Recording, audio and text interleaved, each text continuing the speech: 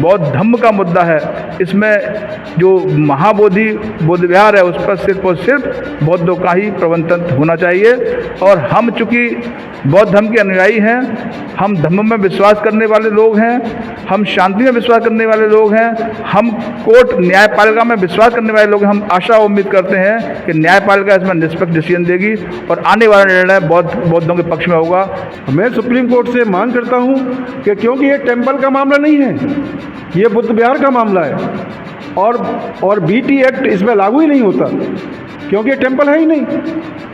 तो इस मामले को जल्दी निपटाएं। और ये अयोध्या में राम मंदिर का फैसला हुआ था और हिंदुओं के फेवर में गया था और वो सिर्फ और सिर्फ वो ये गैरकानूनी फैसला था, लेकिन क्योंकि वो हिंदू की आस्था से जुड़ा था इसलिए उसको जो हिंदुओं के फेवर में फैसला करना पड़ा।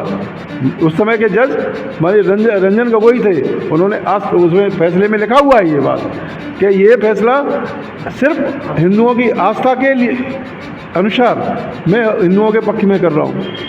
वैसे ही जब एक जो वर्ग विशेष की देश के जितने भी बौद्धिस्ट हैं उनकी आस्था जब जो है उससे बंधी हुई है और सब लोग इतने दिन से उसका जो है आंदोलन कर रहे हैं, धरने पे बैठे हैं, उससे जितनी कमाई हो रही है उसे पंडे पुजारी कराए। इनके बाप की प्रॉपर्टी है क्या?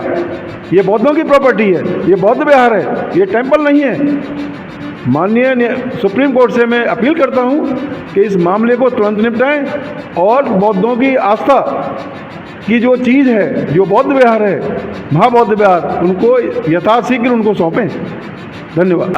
अयोध्या का आंदोलन को कोर्ट ने हिंदुओं के फेवर में अयोध्या का फैसला दिया था, तो महाबौद्ध आंदोलन के फेवर में माननीय उच्चतम न्यायालय इसमें हस्तक्षेप करे और इसका जो प्रबंधन है वो बौद्धों के हाथ में दे दिया जाए। और प्राचीन स्मारक है बौद्धों का, वो सामान्य सी प्रैक्टिस होती है हर एक देश में, हर एक मजहब में, कि जिस धर्म का स्मारक होता है प्रबंधन भी उसी धर्म के लोगों के द्वारा किया जाता है।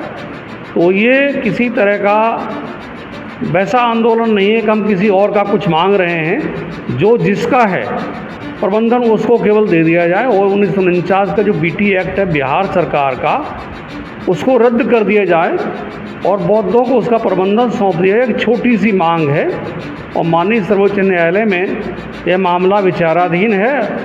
उम्मीद की जा रही है कि माननीय सर्वोच्च न्यायालय ये फैसला बौद्धों के हक में देगा क्योंकि ये स्मारक बौद्धों का ही है। जब अयोध्या के मंदिर का फैसला आया था उस समय हिंदुओं के पक्ष को देखते हुए सुप्रीम कोर्ट ने यह फैसला दिया था, जबकि वो तर्कसंगत नहीं था। इसी को देखते हुए चूँकि बौद्धों की पॉपुलेशन जो है संसार के अंदर बहुत ज़्यादा है, बौद्धों के बहुत देश हैं, हिंदुओं की आबादी इतनी नहीं है जितनी कि बौद्ध की है। इसको देखते हुए बौद्धों के पक्ष में ये फैसला दिया जाए जिससे बौद्ध धर्म के अनुयायियों का सरकार के प्रति, माननीय उच्चतम न्यायालय के प्रति विश्वास व्यक्त हो। बोध गया में भगवान बुद्ध का जो है वहाँ पे वो बौद्ध विहार है, तो ये बौद्ध विहार जो है जो बौद्धिस्ट जो अनुयायी हैं उनको सौंपा जाए और इसमें न्यायालय को भी जो है अपना निर्णय देते हुए बौद्ध के पक्ष में इसको हस्तांतरित किया जाए। मेरा यही कहना है। नमस्कार दर्शकों, आप देख रहे हैं रेंजर टीवी इंडिया, ना धर्म ना जात, केवल सच के साथ। दर्शकों, आपको हमारा चैनल पसंद आता है तो सब्सक्राइब करें, लाइक करें, शेयर करें, कमेंट जरूर करें। नमस्कार दर्शकों, मैं हूं अमित बोरसन और आप देख रहे हैं रेंजर टीवी इंडिया, ना धर्म ना जात, केवल सत्य के साथ। दर्शकों, आज हम उपस्थित हैं जनपद आगरा के अंबेडकर भवन सेक्टर 6 आवास विकास कॉलोनी सिकंदरा आगरा क्षेत्र में। और आज हमारे साथ भारत देश के और जनपद आगरा के वरिष्ठ समाजसेवी और नागरिक यहाँ पर बैठे हुए हैं और इनसे भी जानना चाहेंगे जो भारत देश के अंदर जो कई विषयों को लेकर जो चर्चाएं चल रही हैं, उसी में से एक विषय है महाबोधि महाविहार का जो आंदोलन चल रहा है, जो कि गैर बौद्धों के हाथों में जो उसकी समिति की कमान है उसको बौद्धों के हाथों में सौंपे जाने के लिए आंदोलन चल रहे हैं। इसी श्रृंखला में जो सुप्रीम कोर्ट के अंदर जो 5 अगस्त को सुनवाई होनी है और फैसला भी आने वाला है, तो इसी को देखते हुए आज इन सभी समाजसेवियों से भी जानकारी प्राप्त करना चाहेंगे और उनकी क्या क्या राय है इस विषय को लेकर। आइए जानते हैं। मैं अजय सिंह सूर्या, समाज सेवी, कोषाध्यक्ष ट्रस्टी doctor B R Ambedkar charitable trust. विषय अगर बोधगया का है तो मैं कहना चाहूँगा कि भारत देश सेक्युलर देश है, धर्मनिरपेक्षता इसकी एक विशेषता है। BTMC एक्ट 1949 जैसा कि इसके नाम से ही विदित हो रहा है कि जब 26 जनवरी 1950 को देश गणतंत्र हो गया तो उससे पहले के सभी नियम कानून स्वतः ही निरस्त या निष्प्रभावी माने जाएंगे। लेकिन सरकारों की कुछ ऐसी मंशा रही कि उन्होंने अपने पक्ष में या वोट बैंक को रहते हुए इस बात को नकारा और देश या विदेश के सबसे पुरातन धम्म बौद्ध धम्म को नजरअंदाज करते हुए जो बोधगया बौद्ध विहार, जहाँ पर कि तथागत बुद्धा को बोधि की प्राप्ति हुई, जो बौद्धों की जो भावना है उसका केंद्र बिंदु है, उसको प्रभावित करते हुए वहाँ के प्रबंध तंत्र को अपने तरीके से व्याख्यात कर दिया, जिसमें 4 सदस्य गैर बौद्ध, 4 सदस्य बौद्ध और उनका एक प्रबंध समिति का एक कंट्रोलर DM जिलाधिकारी पदेन को नामित किया गया। साथियों मैं बताना चाहूँगा ये स्वतः ही अपने आप में बहुत ही गलत डिसीजन है, क्योंकि जब 4 गैर बौद्ध और 4 बौद्ध उस प्रबंध तंत्र में सदस्य के रूप में हैं तो और एक जो पद कंट्रोलर का है, नियंत्रक का है, वो पदेन DM का है, तो निश्चित रूप से वहाँ पर DM गैर बौद्ध के समर्थक ही लोग ज़्यादातर आते हैं। तो वहाँ पर जो बहुलता है, जो प्रमुखता है, जो भाव बनता है, जो प्रबलता बनती है, वो गैर बौद्धों की बनती है। ऐसी स्थिति में बौद्धों के द्वारा लिए गए डिसीजन पूरी तरह से वहाँ निष्प्रभावी हो जाते हैं।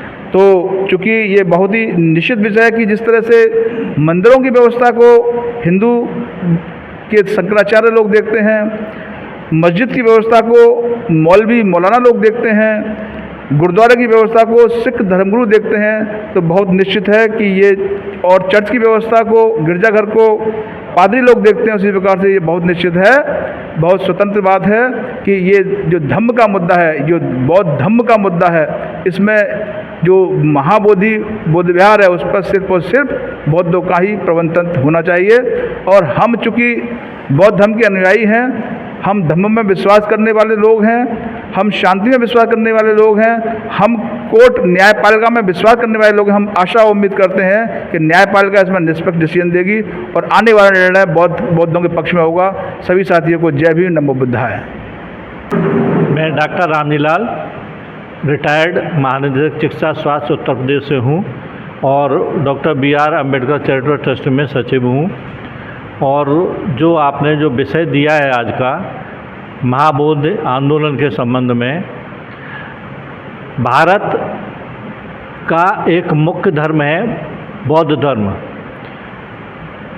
न्यायालय में जो केस चल रहा है या आंदोलन जो चल रहा है उसके संबंध में मेरा मानना है कि जब एक हिंदू धर्म का अयोध्या का आंदोलन को कोर्ट ने हिंदुओं के फेवर में अयोध्या का फैसला दिया था, तो महाबौद्ध आंदोलन के फेवर में माननीय उच्चतम न्यायालय में जो केस आप बता रहे हैं वो चल रहा है, उसकी सुनवाई होनी है, तो क्यों न्यायालय क्यों नहीं फेवर में दे सकता है। ये भारत का धर्म है और भारत के निवासियों को अलावा विश्व के अधिकतम देशों में बौद्ध धर्म को माना जाता है। और इस आंदोलन को बहुत दिन पहले से ये 1949 का जो से चल रहा है और इसके अलावा जो बौद्ध धर्म के अलावा जो दूसरे धर्म के लोग हैं उनको इसमें जो इसका जो संगठनात्मक जो ढांचा है उसमें उनको बहुमत दे रखा है। वो अपने मनमाने ढंग से निर्णय करते हैं। बौद्धों के हाथ में कोई निर्णय नहीं रह पाता है। इसलिए ज़रूरी है कि न्यायालय इसमें हस्तक्षेप करे और इसका जो प्रबंधन है वो बौद्धों के हाथ में दे दिया जाए।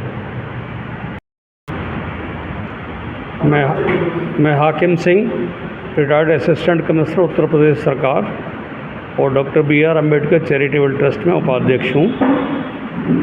तो महाबोधि विहार के संबंध में जो आंदोलन चलाया जा रहा है वो आंदोलन क्या एक तरह का सत्याग्रह है। जो स्थल भगवान बुद्ध के नाम पर है, भगवान बुद्ध के स्थापना मूर्ति की वहाँ की गई है और प्राचीन स्मारक है बौद्धों का, तो सामान्य सी प्रैक्टिस होती है हर एक देश में, हर एक मजहब में कि जिस धर्म का स्मारक होता है प्रबंधन भी उसी धर्म के लोगों के द्वारा किया जाता है।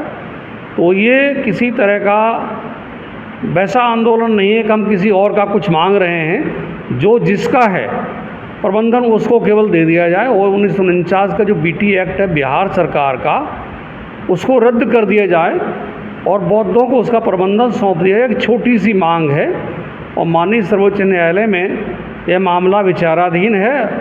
उम्मीद की जा रही है कि माननीय सर्वोच्च न्यायालय ये फैसला बौद्धों के हक में देगा, क्योंकि ये स्मारक बौद्धों का ही है।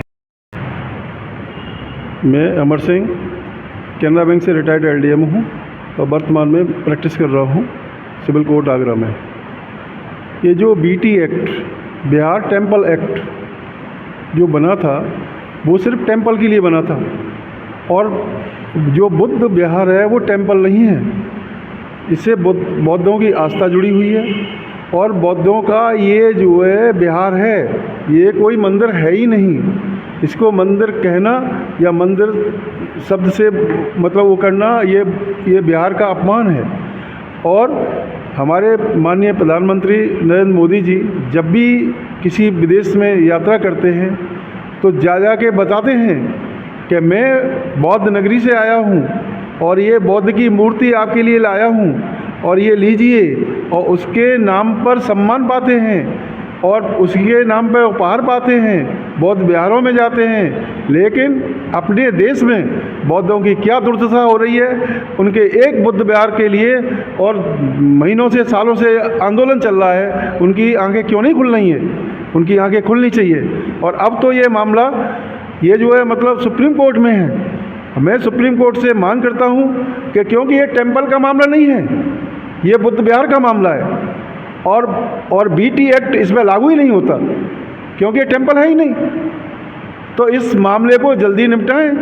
और ये अयोध्या में राम मंदिर का फैसला हुआ था और हिंदुओं के फेवर में गया था और वो सिर्फ और सिर्फ वो ये गैरकानूनी फैसला था, लेकिन क्योंकि वो हिंदू की आस्था से जुड़ा था इसलिए उसको जो है हिंदुओं के फेवर में फैसला करना पड़ा।